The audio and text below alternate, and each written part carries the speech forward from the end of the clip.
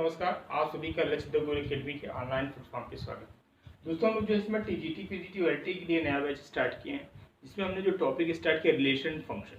तो हम लोग इसका थ्योरी पोर्शन दोनों कर ही लिए रिलेशन फंक्शन का। अब हम लोग प्रॉब्लम डिस्कस कर रहे हैं, जिसमें अभी हम लोग प्रॉब्लम सिर्फ रिलेशन के कर रहे हैं। ठीक है, तो आपने रिलेशन पे ढेर सारे प्रॉब्लम देखा। आज भी हम लोग रिलेशन की क्वेश्चन ही करेंगे, उसके बाद जो है देन हम लोग फंक्शन की क्वेश्चन को लेंगे। ठीक है, और आपको मैं एक बता दूं कि भाई जो राजस्थान है यानी आरपीएससी जो है, इसके ग्रेड फर्स्ट और ग्रेड सेकेंड दोनों की वैकेंसी आ चुकी है।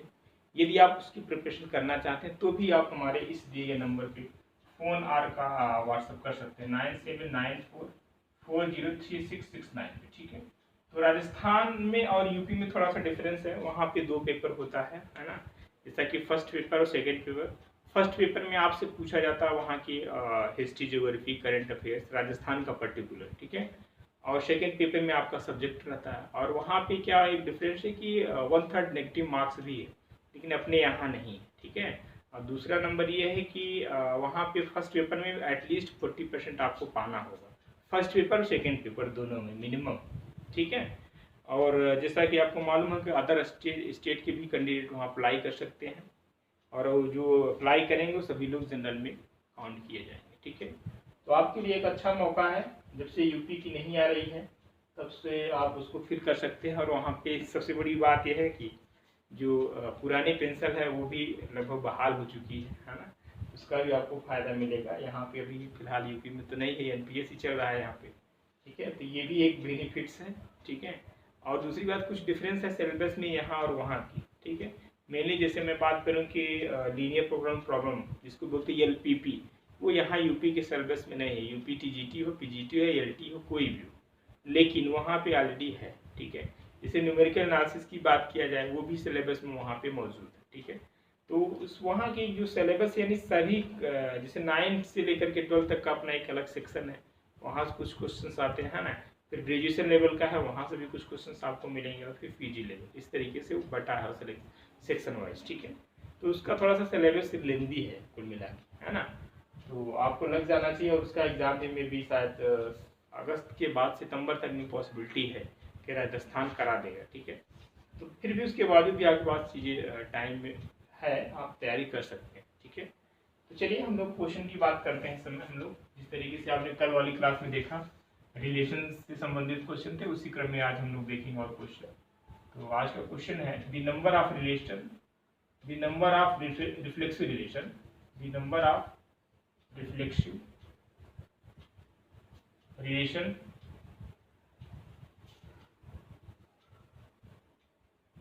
of the set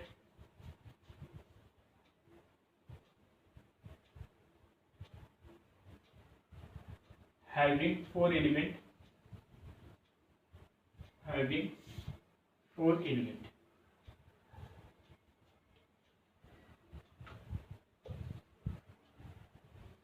is option A है 2 to power 14, 2 to power 12, 4 to power 4, 4 to power 12।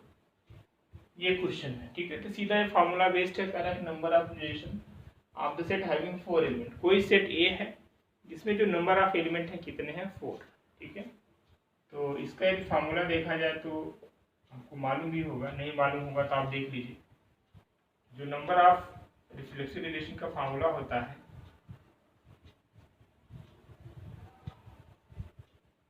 वो होता है 2 to power n square minus A. ठीक है, जहाँ n क्या है, number of element in the given set.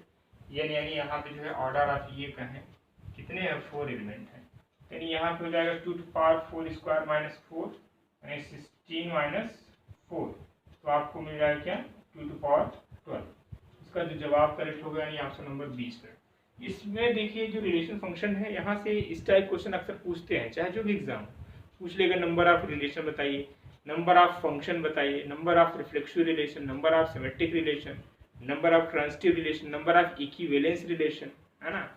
Number of 1 function क्या होगा, number of onto function क्या होगा, नंबर ऑफ बाइजेक्टिव फंक्शन क्या होगा। तो ऐसा कोई एग्जाम नहीं होगा जो भी हमने बताया 2-4-6 क्वेश्चंस जिसमें ये क्वेश्चंस आते ना हो। हर एग्जाम में फार्मूला बेस्ड होता है, सीधा रिजल्ट आप याद है तो आप कर ले जाएंगे। तो ये सारे क्वेश्चन हम डिस्कस करेंगे, ठीक है, जहाँ पे जो आता है। अभी रिलेशन में हमने रिलेशन में बता दिया नंबर ऑफ रिलेशन कैसे निकालते हैं, नंबर ऑफ सबसेट कैसे निकालते हैं, नंबर ऑफ रिफ्लेक्सिव रिलेशन आपने यहाँ पे देखिए, चीज़ें सब कुछ आपको मिलेंगे यहाँ पे वन बाय वन। ऐसा कोई भी क्वेश्चन यदि आप यहाँ पे हमारे साथ जुड़ते हैं तो नंबर ऑफ प्रॉब्लम आपको सफिशियंट मिल जाएगा। और मेरा आपसे प्रॉमिस है कि आपका कोई भी एग्जाम हो, हमारे नोट्स से लगभग 80% क्वेश्चन आपको मिल जाएंगे, ठीक है, यानी उससे मिलता जुलता। जैसे अब यही क्वेश्चन आगे पता चला वहाँ पे नंबर ऑफ एलिमेंट कुछ और दे दे तो आप डेफिनेटली कर सकते हैं, ठीक है। तो ये स्थिति है। चलिए नेक्स्ट क्वेश्चन लेते हैं। तो नेक्स्ट प्रॉब्लम देखिए आपके सामने बोर्ड पे है। पहला क्वेश्चन का ये एक अच्छा क्वेश्चन है, आपका क्वेश्चन आ चुका है आईआईटी में एक बार। तो इसमें पूछा जा रहा है कि given the relation r equals to 1, 2, 2, 3 on the set A equals to 1, 2, 3, the minimum number of ordered pair which when added to R make it an equivalence relation। यानी ये आपका कोई सेट है, ये R है, इक्विवेलेंस रिलेशन है नहीं, इसमें हमें ऐसा कौन कितने number of ordered pair add किया जाए इससे R में, ये जो है इक्विवेलेंस रिलेशन हो जाए मिनिमम। अच्छा क्वेश्चन है, वेरी इंपॉर्टेंट क्वेश्चन है और ट्रिकी क्वेश्चन है। तो अब इसमें यानी क्या हम लोग जोड़े कि इक्विवेलेंस रिलेशन ये बन जाए minimum number of ordered pair, इस रिलेशन में हमको ऐड करना है। तो देखिए जो एक फंडा है इसका इक्विवेलेंस रिलेशन बनाने का, जिस सेट से आप बना रहे हैं पहले इसमें जितने नंबर ऑफ एलिमेंट है उसका खुद से रिलेशन होना चाहिए, तब वो रिफ्लेक्सिव बनता है, ठीक है। और इक्विवेलेंस रिलेशन बनाने के लिए क्या, उस रिलेशन को रिफ्लेक्सिव होना पड़ेगा, सिमेट्रिक होना पड़ेगा और ट्रांजिटिव होना पड़ेगा। अब यहाँ पे जरा देखो, ये जो सेट ए है जिससे आपका आर बनना है, ठीक है, एक्चुअली आपको पता है जो रिलेशन होता है वो क्या होता है, जो सेट है उसका यानी जो है सबसेट होता है ऑर्डर्ड यानी क्रॉस प्रोडक्ट का, ठीक है। यानी यहाँ पे जो रिलेशन बनेगा वो क्या होगा भाई, वो कुछ नहीं बल्कि R is the subset of A cross A, है ना। और यहाँ पे ए क्रॉस ए देखा जाए तो जो नंबर ऑफ एलिमेंट कितने जाएंगे, 9 हो जाएंगे, ठीक है, 9 ऑर्डर्ड पेयर बनेगी ए क्रॉस ए में, ठीक है। तो 9 हो जरूरी नहीं है, मिनिमम पूछ रहा है आपसे, ठीक है, मिनिमम पूछ रहा है आपसे कि जिससे ये जो है इक्विवेलेंस रिलेशन बन जाए। हालांकि जब पूरा ऑर्डर से रिलेशन बन जाता है उसी को हम लोग बोलते हैं यूनिवर्सल रिलेशन, ठीक है। क्या बोलते हैं, जब भी कोई रिलेशन जो है जिस सेट पे डिफाइंड है उसके कार्टेशियन प्रोडक्ट की इक्वल हो जाए, है ना, तो ऐसे रिलेशन को हम लोग बोलते हैं यूनिवर्सल रिलेशन। लेकिन यहाँ पे कह रहा है कि number of ordered pair add करना है मिनिमम, ठीक है, minimum number of ordered pair add करना है which when added to R, ठीक है। तो जैसा कि हमने बताया इस सेट में जो है एलिमेंट 1, 2, 3, अब हमें इसको जो है बनाना है सॉरी इक्विवेलेंस। तो हम बात करते हैं पहले हम रिफ्लेक्सिव की। रिफ्लेक्सिव होने के लिए क्या चाहिए भाई, जैसा कि जितने भी एलिमेंट हैं उस सेट में उनका खुद से रिलेशन होना चाहिए, यानी 1 का 1 से होना चाहिए, 2 का 2 से होना चाहिए, 3 का 3 से होना चाहिए, ये रिफ्लेक्सिव बन गया। अब हम आते हैं सिमेट्रिक पे, कैसे चीज़ों को सोचते हैं इस चीज़ को समझना जरूरी है। अब यहाँ पे 1, 2 है तो ये सिमेट्रिक कब बनेगा, जब यहाँ पे 2, 1 भी मौजूद हो। तो 1, 2 तो यहाँ का ऑलरेडी गिवन है, तो हमें क्या लेना है, 2, 1 भी लेना। अब यही काम यहाँ पे लेना है, 2, 3 है, इसका मतलब यहाँ पे 2, 3 तो है ही, ठीक है। तो हालांकि ये 1, 2 तो ऑलरेडी ऐड है तो इसको हम कंसीडर यहाँ पे नहीं करेंगे, हम लोग ये तो ऐड नहीं कर रहे हैं, ठीक है। तो 2, 1 भी लेना पड़ेगा। 2, 3 है तो हमें ऐड क्या करना पड़ेगा सिमेट्रिक बनाने के लिए, 3, 2, क्यों भाई, तभी तो सिमेट्रिक बनेगा। अब चलो हो गया। अब ट्रांजिटिव की बात कर लेते हैं। अब ये ट्रांजिटिव कब होगा, ट्रांजिटिव होने का मतलब समझ रहे हैं ना, यानी जब ए रिलेटेड टू बी हो, है ना, एंड बी रिलेटेड टू सी हो, तो ए का रिलेशन किससे होना चाहिए, सी से होना चाहिए, ठीक है। तो इस तरीके से यहाँ से देखा जाए तो सपोज करो 3, 2 है और यहाँ पे 2, 1 है, एक 1, 3 भी आना चाहिए, क्यों 1, 3 भी आना चाहिए ना। देखो यहाँ से इससे मैं ये कहूँ कि भाई इसको ट्रांजिटिव होना है तो 3, 2 है एंड 2, 1 है, तो ट्रांजिटिव कब होगा, यानी ए कामा बी, है ना, A comma B belongs to R and B comma C belongs to are.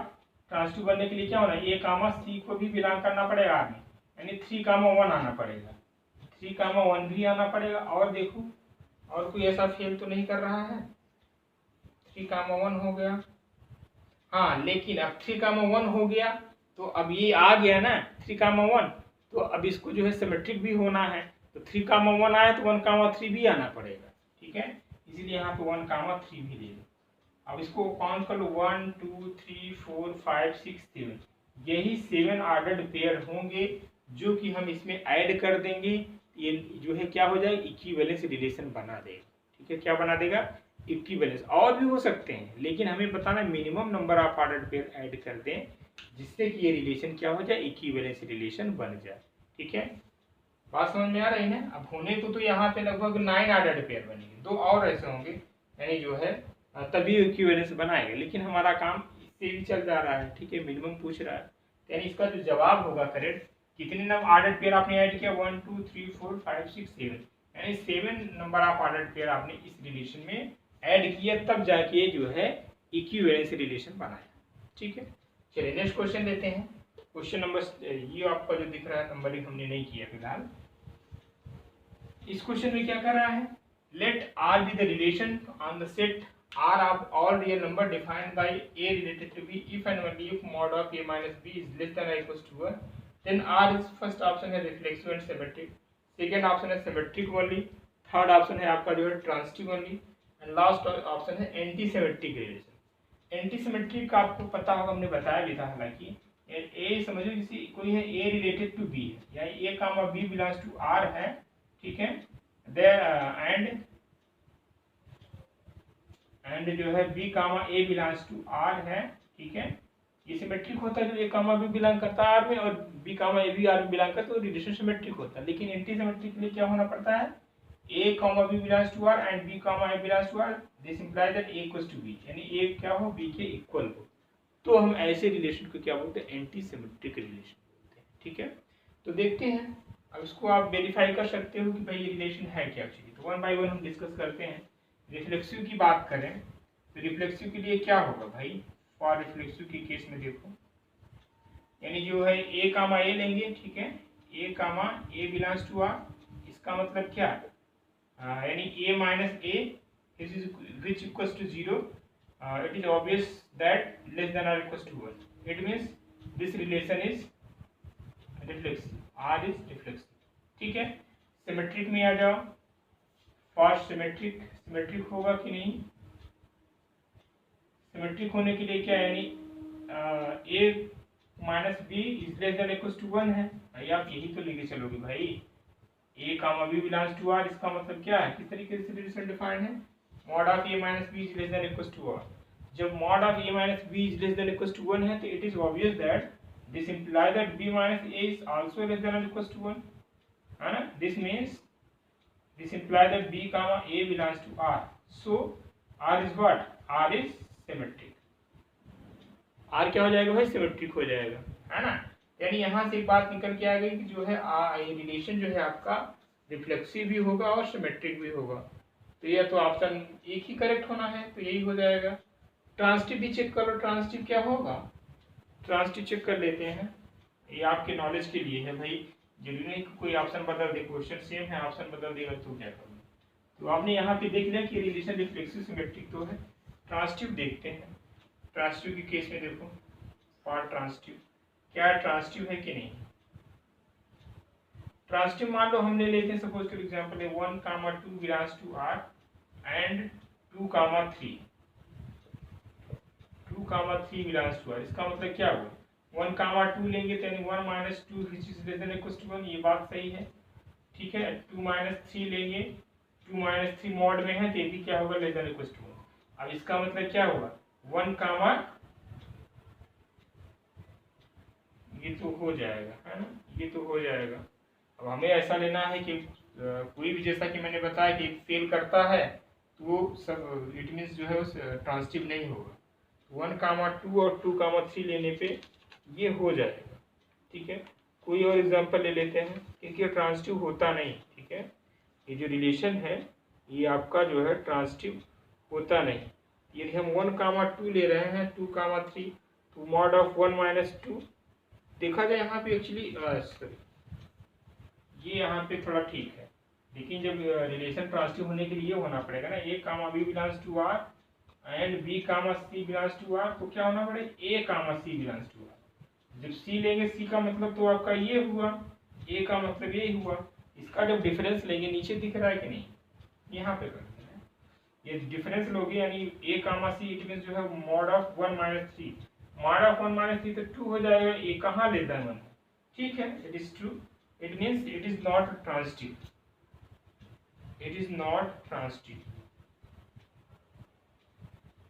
ये ट्रांजिटिव रिलेशन नहीं है, तो होगा क्या, आपने चेक कर लिया, रिफ्लेक्सिव भी होगा और सिमेट्रिक भी होगा, ठीक है, बट ना तो ट्रांजिटिव होगा, ना ही यहाँ पे सिमेट्रिक ओनली करा है, ओनली सिमेट्रिक तो है नहीं, रिफ्लेक्सिव भी हो रहा है, तो ये भी ऑप्शन नहीं सही होगा, ट्रांजिटिव ओनली ट्रांजिटिव तो होगा ही नहीं, एंटी सिमेट्रिक भी नहीं होगा, यानी क्यों नहीं होगा भाई, A comma B related to R है, B comma A related to R है, ए इक्वल्स टू बी नहीं होगा, ठीक है, तो इट मीन्स ऑप्शन नंबर आपका A is correct. Next question देखिए आप,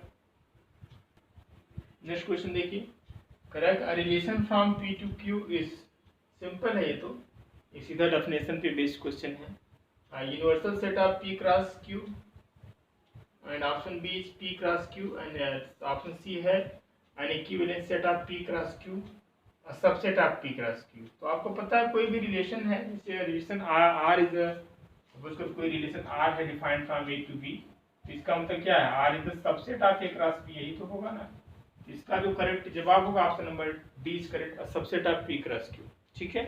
नेक्स्ट क्वेश्चन लेते हैं, करा कि let A equals to A comma B comma C and B equals to, यहाँ पे 2 बार बी लिख दिया, बी इक्वल्स टू है 3 comma 2, consider a relation are defined from set A to set B, then R is equals to, तो R is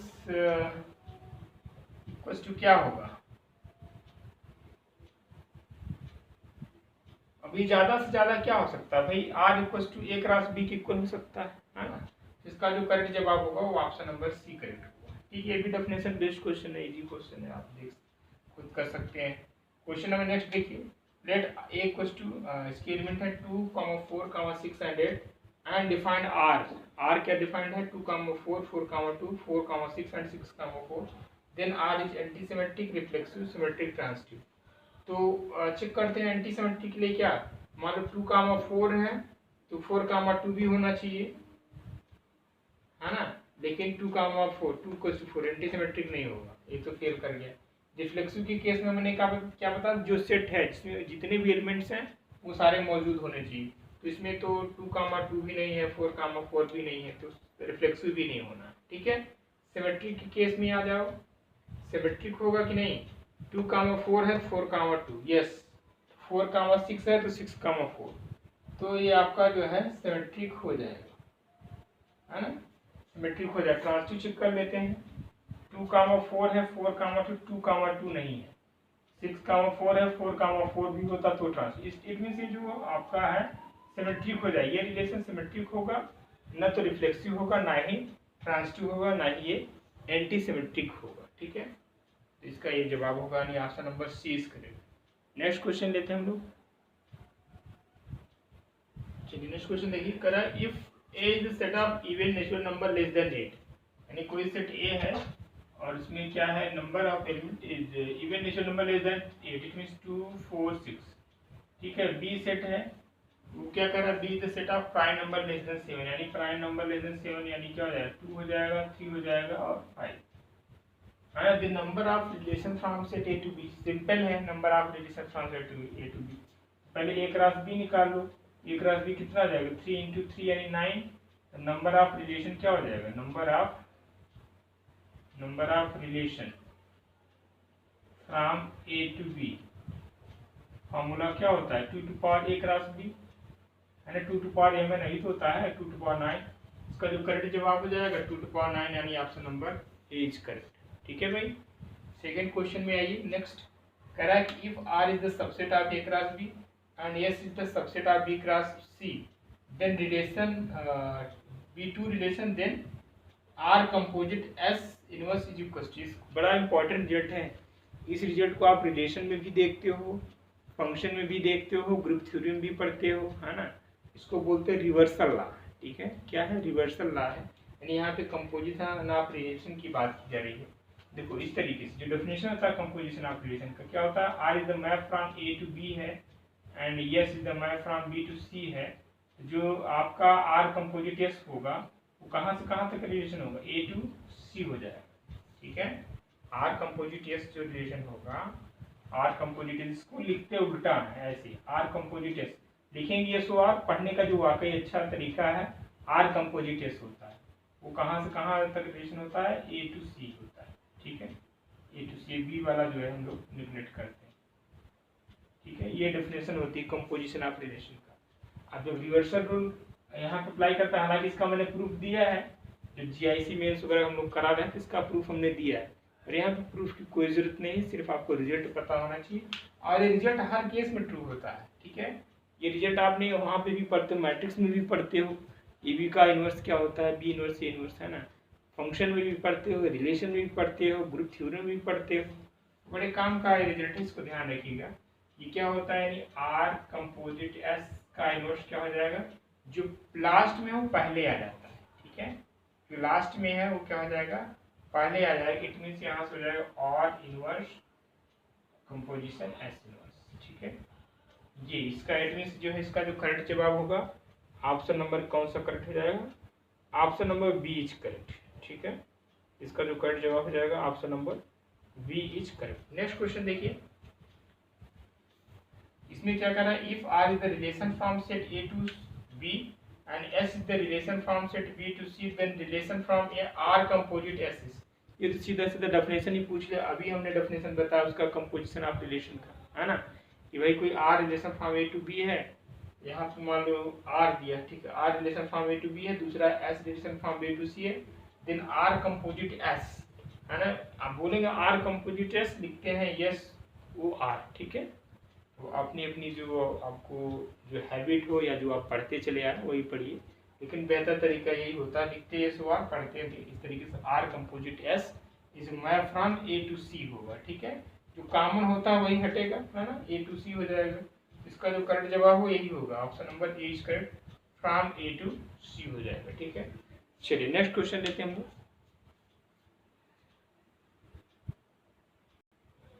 next question देखिए, कह रहा कि which of the following relation are on R is equivalence relation. Important question है।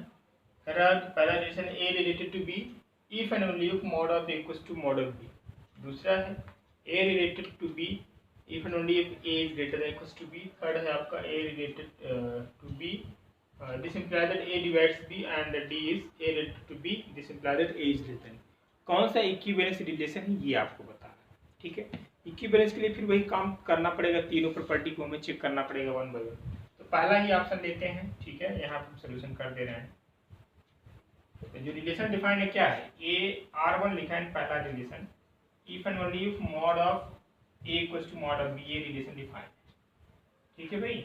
तो reflexive के case में क्या करते हैं हम लोग, फॉर रिफ्लेक्सिव में यानी सेम एलिमेंट लेते हैं, जब सेम करेंगे तो mod of A equals to क्या हो जाएगा, mod of A, which is true, है ना। ये बात सही है ना, इसलिए क्या हो जाएगा, ये रिफ्लेक्सिव हो जाएगा। अब ज़्यादा लिखने पे ध्यान नहीं दे रहे हैं, चीज़ों को थोड़ा शॉर्ट कर रहे हैं, ठीक है, ताकि समय हमारा और बचे, है जैसा एक ऑब्जेक्टिव क्वेश्चन है, ठीक है। तो ये रिफ्लेक्सिव हो गया। अच्छा सिमेट्रिक में देखो जरा, सिमेट्रिक में क्या होगा, यानी mod of A equals to B है, तो this implies that mod of B equals to mod of A. क्यों भाई, यहाँ नहीं दिख रहा है, चलो ऊपर लिख दे रहा हूँ। ये कह रहे हैं कि भाई यहाँ पे देखो सेकेंड केस, यदि आपका सिमेट्री यानी mod of A equals to mod of B given है, इसको भी तो लिख सकते हो mod of B equals to mod of A, है ना। इट मीन्स जब ए रिलेटेड टू बी है तो दिस इंप्लाइज दैट क्या, B related to A.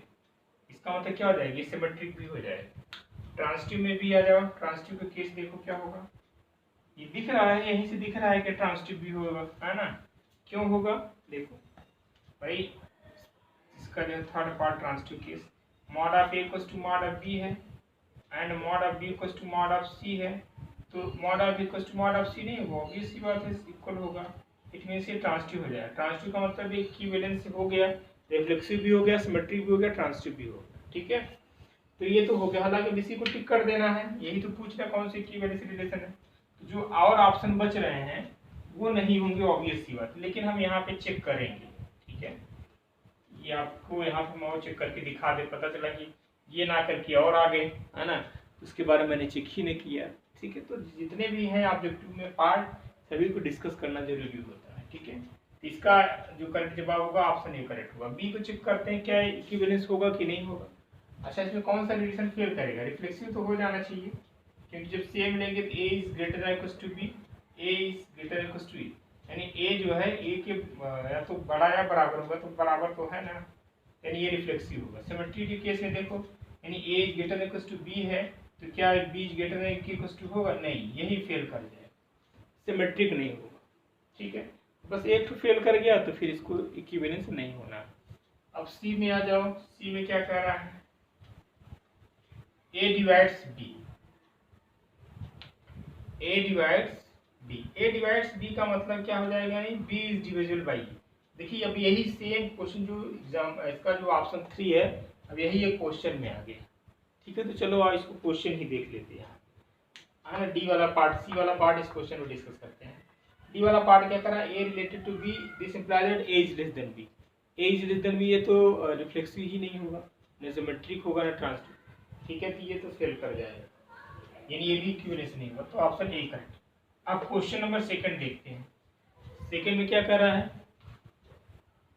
The relation are defined on N as A related to B even only B is divisible by A. अब इसको हमें check करना है कि इक्विवेलेंस रिलेशन होगा कि नहीं।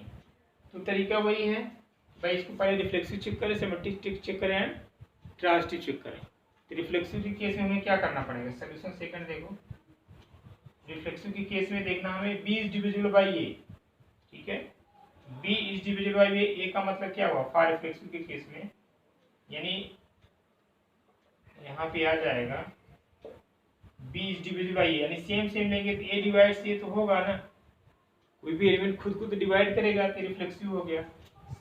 अब इसको चेक करना सिमेट्रिक होगा कि नहीं, यानी सिमेट्रिक होने के लिए क्या भाई बी इज डिविजिबल बाई ए, जब बी डिवाइड्स ए है तो क्या ए डिवाइड्स बी हो, जरूरी नहीं, इट इज नॉट ट्रू, यानी ये सिमेट्रिक नहीं होगा, सिमेट्रिक ये नहीं होगा। ठीक है, सिमेट्रिक नहीं होती है, क्या होगा रिफ्लेक्सिव होगा बट नॉट सिमेट्रिक, यानी option number A is correct. ठीक है, ये क्या हो जाएगा, रिफ्लेक्सिव हो जाएगा बट नॉट सिमेट्रिक हो जाएगा। ठीक है, इस तरीके से हम लोग क्वेश्चन को करते हैं। देखिए ऑब्जेक्टिव क्वेश्चन यदि आप थोड़ा सा आपका कॉन्सेप्ट क्लियर है तो चीज़ें जो है बड़ी आसानी से की जा सकती है। ऑब्जेक्टिव क्वेश्चन और सब्जेक्टिव में बड़ा डिफरेंस होता है। ऑब्जेक्टिव क्वेश्चन वाकई में मैथमेटिक्स में बहुत ईजी होते हैं। ठीक है, बशर्ते यहाँ पे थोड़ा कॉन्सेप्ट का क्लियर होना बहुत ज़रूरी होता है। लेकिन लोग करते क्या है, कॉन्सेप्ट पे कम ध्यान देने की कोशिश करते, क्वेश्चन ठीक क्वेश्चन भी ज़रूरी है करना प्रैक्टिस, लेकिन यदि कॉन्सेप्ट क्लियर है तो क्वेश्चन कहीं से भी घुमा फिरा के दे, चाहे जहाँ से जैसे भी क्वेश्चन में आप कोई भी टॉपिक हो सारे क्वेश्चन कर सकते हैं। ठीक है, इसलिए हर टॉपिक का कॉन्सेप्ट बिल्कुल आप क्लियर करिए, उसके बाद आप प्रैक्टिस पे आइए। ठीक है, तो चीज़ें बिल्कुल आप कर सकते हैं, चाहे जो दुनिया का कोई भी क्वेश्चन दे आप इजीली कर सकते हैं। ठीक है, कुछ क्वेश्चन होते हैं टिपिकल जो पर्टिकुलर उसी टाइप से ही आए। और देखिए जो ट्रिक होता है वो डेवलप कैसे होती है। ठीक है, ट्रिक कहीं से आती नहीं है, आप खुद जैसे आप जितना ज़्यादा आप प्रैक्टिस करेंगे, जितना ज़्यादा आपका कॉन्सेप्ट क्लियर, खुद ही ट्रिक आपसे डेवलप हो जाएगी, आप खुद ट्रिक बनाना शुरू कर दोगे। ठीक है, तो बहुत ज़्यादा ट्रिक के पीछे भी नहीं भागना है। ट्रिक के पीछे भागने से नुकसान क्या होता है, आपकी पूरी मैथमेटिक्स चौपट हो जाएगी। ठीक है, तो हालांकि उद्देश्य है ट्रिक भी यूज करना चाहिए, इसके मैं उसमें अगेंस्ट नहीं हूँ, मैं खुद ट्रिक बताता हूँ, लेकिन ट्रिक बताता तभी हूँ पहले कॉन्सेप्ट क्लियर कर दो, उसके बाद और उस ट्रिक का हम आपको प्रूफ भी देता हूँ, हवा में नहीं कि हाँ ये इसमें मल्टीप्लाई कर दो, डिवाइड कर दो, 2-4 तो आंसर मैच कर गया, फिर कहाँ इन जनरल की बात करो तो कहीं फेल कर गया तो बता दो 2-4 क्वेश्चन गलत हुआ फिर गड़बड़ है ना। ट्रिक भी जरूरी है, वो भी सीखना है, लेकिन कॉन्सेप्ट का क्लियर होना ज़्यादा जरूरी है। ठीक है, तो और जो लोग ट्रिक से ज़्यादा करते हैं, फिर मान लो अब जो स्थितियाँ बन रही है, एलटीग्राम भी पता चला 2-2 पेपर कर देगा तो फिर रिटर्न हुआ कि फिर स्थिति सब बिगड़ जाएगी। ठीक है, इसलिए आप दोनों केस में अपने आप को रेडी रखें। तो चलिए लास्ट क्वेश्चन देखते हैं। The void relation on set A is, आपका रिफ्लेक्सिव है, सिमेट्रिक एंड ट्रांसटिव, और रिफ्लेक्सिव एंड सिमेट्रिक, ये इंपॉर्टेंट एक रिजल्ट है, थ्योरम में कह सकते हैं। जो वाइड रिलेशन होता है हमेशा सिमेट्रिक एंड ट्रांसटिव होता है, रिफ्लेक्सिव नहीं होता। ठीक है, क्या होता है, सिमेट्रिक एंड ट्रांसटिव होता है, रिफ्लेक्सिव नहीं होता वाइड रिलेशन। इसको एज आप रिजल्ट माइंड में रखिएगा। ठीक है, क्योंकि ये भी एग्जाम में कभी कहीं पूछा गया है और ये अपने आप में एक इम्पोर्टेंट रिजल्ट है, इसको आप माइंड में रखिएगा। नेक्स्ट क्वेश्चन देखिए, correct let a equals to XYZ है, b equals to ABCD, which of the following is not a relation from A to B। कौन सा ऑप्शन जो है रिलेशन नहीं होगा। रिलेशन होने का मतलब आपको पता है कि जो R is the subset of, relation हमेशा जो होता है क्या होता है, ए क्रॉस बी का सबसेट होता है। आपको सिर्फ ये चेक करना है कौन सा सबसेट ए क्रॉस बी का नहीं है। एक्स ये भी है सबसेट है ए क्रॉस बी का, या तो आपको और इजी पड़े, आप ए क्रॉस बी निकाल लीजिए दोनों का और देख लीजिए उसमें कौन सा ऐसा ऑप्शन है जो इसमें ऑर्डर पेड ना हो। ठीक है, ये भी दिख रहा है, वाई सी वाई डी भी मिलेगा, Z A Z D A भी दिख रहा है, भी सबसेट होगा, जेड भी ए होगा, वाई भी ए भी होगा, ए डी। अब ए डी ए जो पहला देखिए ऑर्डर्ड पेयर जो होता है, ए क्रॉस बी का डेफिनेशन क्या होता है, A cross B is ordered pair, this first component belongs to the first set and second component belongs to the second set. अब यहाँ पे ए डी जो है आ गया है, ए डी सेम सेट से आ गया है, यानी जो ए कामा डी है वो क्या कर रहा है, not belongs to A cross B. ठीक है, ए क्रॉस बी में नहीं बिलोंग करेगा। ठीक है, इसका मतलब क्या है, सबसेट नहीं होगा, तो ये सबसेट नहीं होगा तो ये रिलेशन भी नहीं होगा। तो option number D is correct, ये जो डी ऑप्शन है ये आपका रिलेशन नहीं होगा। ठीक है, नेक्स्ट क्वेश्चन लेते हैं। Correct in the set A आपके एलिमेंट्स हैं 1 2 3 4 5 is a relation defined by r equals to x, y such that x y is belongs to a and x is less than y। ये relation defined है, पूछ रहा है ये जो r है क्या होगा, रिफ्लेक्सिव होगा, सिमेट्रिक होगा, ट्रांजिटिव होगा। सिंपल सी बात है, यानी जो रिलेशन इसमें डिफाइंड है यहाँ पे वो क्या है, यानी x is less than y। तो देखा जाए तो सेम सेट लेते हैं, सेम एलिमेंट यानी x बिलोंग्स टू r लेंगे, इसका मतलब क्या, यानी x is less then x। कोई भी एलिमेंट क्या खुद से छोटा होता है क्या, यानी ये रिफ्लेक्सिव नहीं हो जाएगा, सो नॉट रिफ्लेक्सिव, रिफ्लेक्सिव नहीं होगा। सिमेट्रिक देखो, सिमेट्रिक होने के लिए क्या, जब x is less than y है, इसको y is less then x भी होना पड़ेगा। मान लो सपोज 2 इज लेस देन 3 है, 2 इज लेस देन 3 है, तो क्या 3 इज लेस देन 2 है, नहीं है, इसलिए जो है ये क्या हो जाएगा, ये जो है आपका सिमेट्रिक भी नहीं होगा। ट्रांजिटिव ले लेते हैं, ट्रांजिटिव केस में क्या, यानी x is less than y है ना, x is less than y है and y is less then z है, तो क्या x is less then z होगा, ऑब्वियस सी बात होगा, ये तो इक्वलिटी का डेफिनेशन ही होता है। तो option number C is correct. ठीक है, तो इसका जो करेक्ट जवाब हुआ option number C is correct. ठीक है, तो ये is all about relation. Relation में जितने क्वेश्चन थे मैक्सिमम हमने करा दिया। अब कोई भी क्वेश्चन रिलेशन से आए, अब आप इस टॉपिक से कर सकते हैं, क्वेश्चन कहीं पे भी मिले आप देखेंगे जितना मैंने करा इन्हीं में से कोई क्वेश्चन आपका मिल जाएगा। ठीक है, तो अब ये सफिशिएंट है। कल मैं जो है जो प्रैक्टिस कराऊंगा फंक्शन पे रिलेटेड। ठीक है, तो फंक्शन भी कम से कम 4-6 लेक्चर चलेगा। ठीक है, तो आज के लिए इतना ही, कल अब हम लोग मिलते हैं।